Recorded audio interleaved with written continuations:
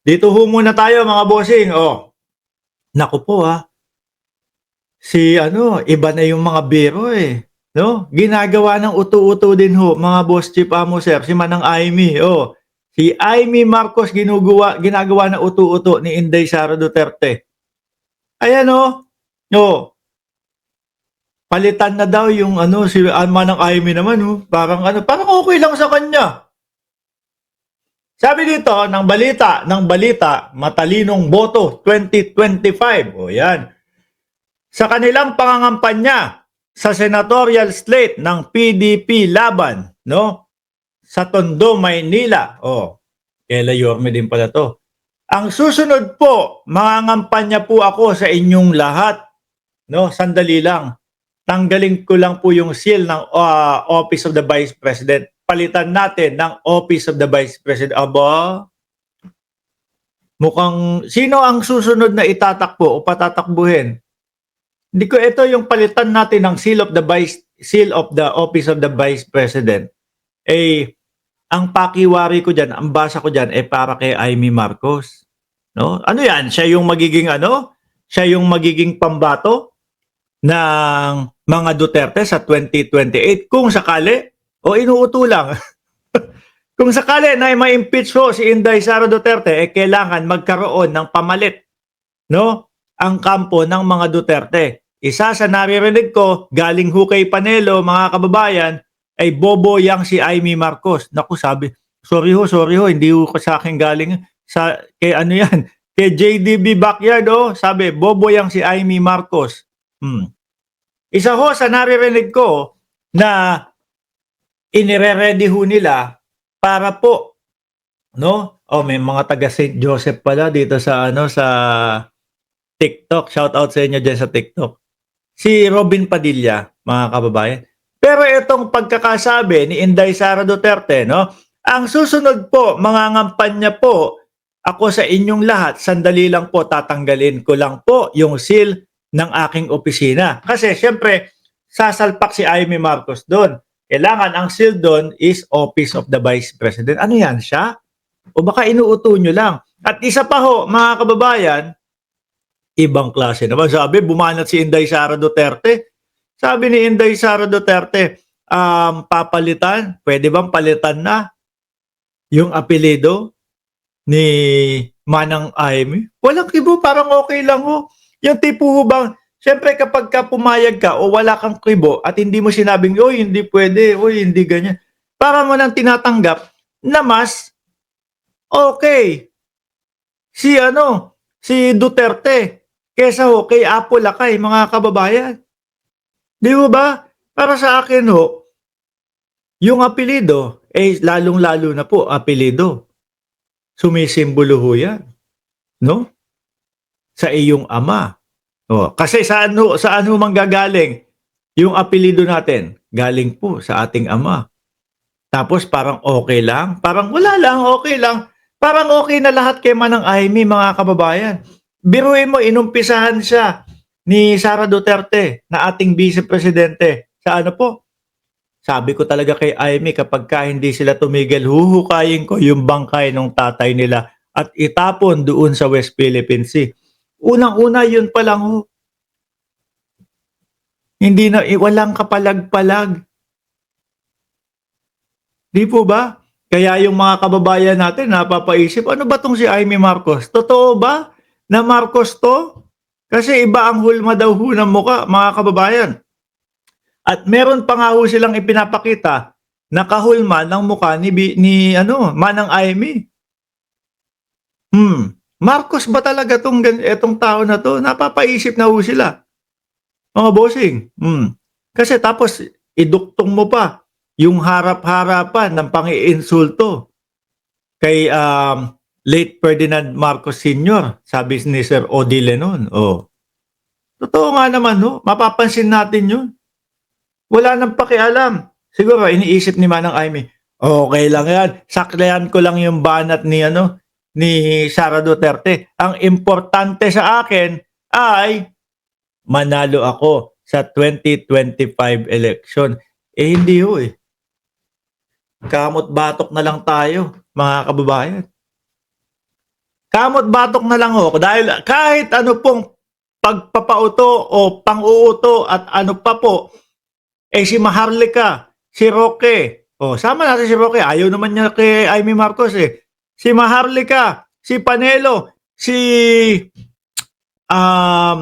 Hanilet, lahat yan ayaw kay Manang Amy eh.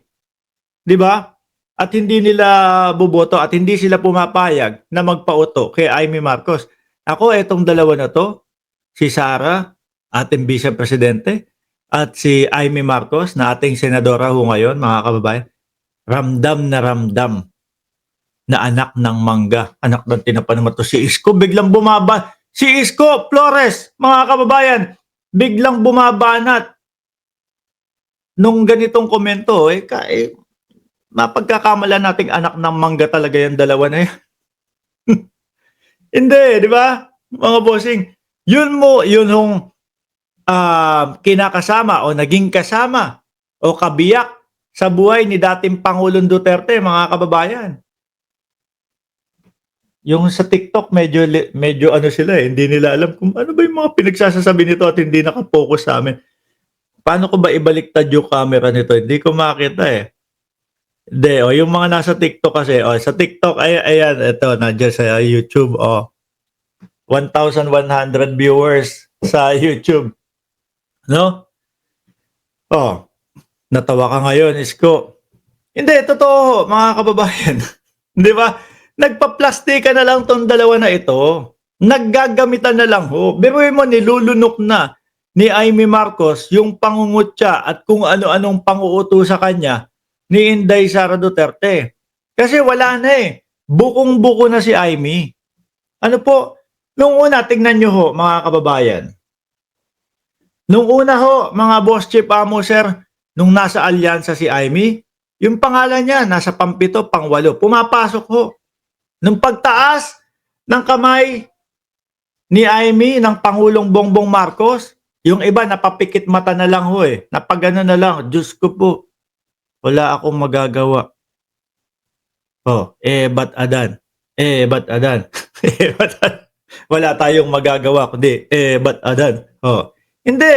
Nung pag-angat po nung kamay ni Amy Marcos, ng ating Pangulo, pumapasok ho yan sa survey eh.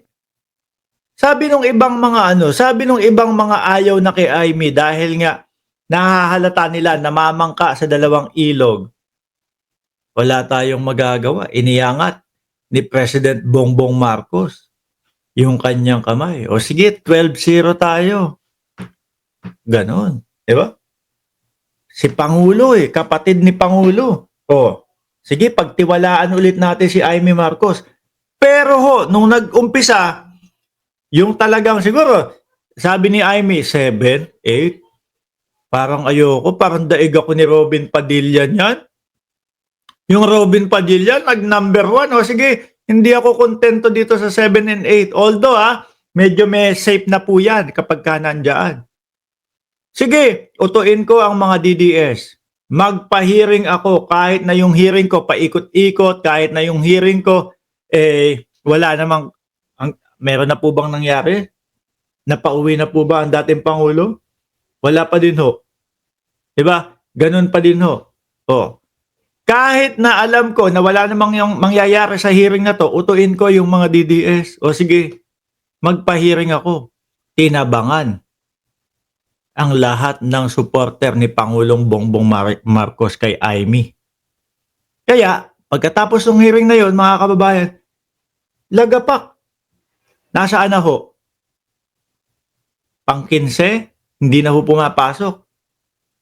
Na maging 12, pang-18, wala na. Naghangad pa no? Hinangad pa na maging kagaya ni Robin Padilla. Kailangan daw ho maging number 1 senator din ho, mga kababayan, anak ng tinapa. Kapag ka nasasabi ko ho na kapag ka ho dito, no, sa aking kinaroroonan, pag nasasabi ko number 1 senator namin, Robin Padilla, ine-explain ko kagad yan. Baka ho isipin, bobols tayong mga mamamayang Pilipino Ang bilis kong i-explain, sasabihin ko, saglit lang yung sinasabi kong number 1 senator nung panahon ng eleksyon. Yung bilang ng boto na nakuha niya. Hindi ang ibig kong sabihin na number 1 senator pinakamatalinong senador namin. Hindi yun. Kasi baka mamaya mapanood nila si Robin Padilla at kung ano-ano mga sinasabi doon sa Senado, mapagkamalan. Paano? Sabihin, number 1 senator niyo tong Robin Padilla? Oh, opo. Tapos hindi mo in-explain? Paano na yung number 2 senator nyo? Yung number 3, number 4, o yung pang 24 na senador ninyo? Ano na lang yun? O kayong mga Pilipino, ano na lang kayo?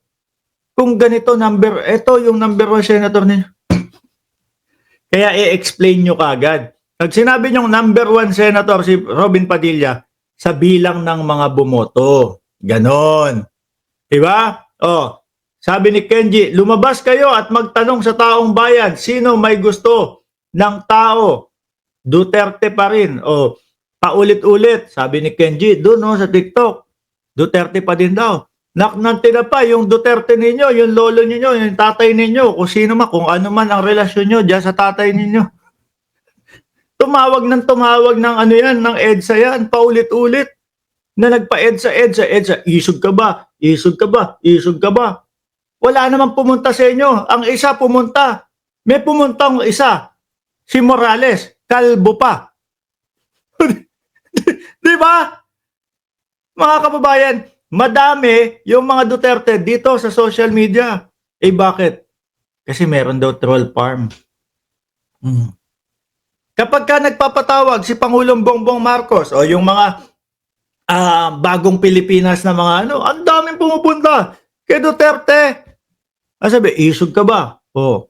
Binubuyo na kayo. Isog ka ba? Isog ka ba? Walang pumupunta. Nag-iisa si Morales pumunta. Kalbo pa. Anak na tinapa. Ba't hindi kayo naglalabasan doon? Hindi kayo pumupunta doon? Sa mga campaign rally nila. Di ba?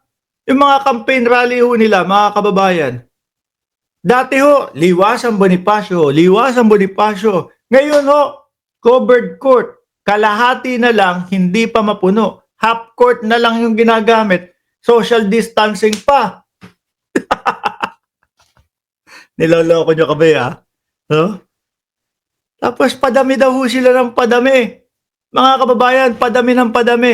Tanungin ang sambayan ng Pilipino, sino pagtitiwalaan mo? Si Bongbong Marcos o si Inday Sara Duterte? Ultimo yung mga kakamping ang pinipili, si Pangulong Bongbong Marcos. No?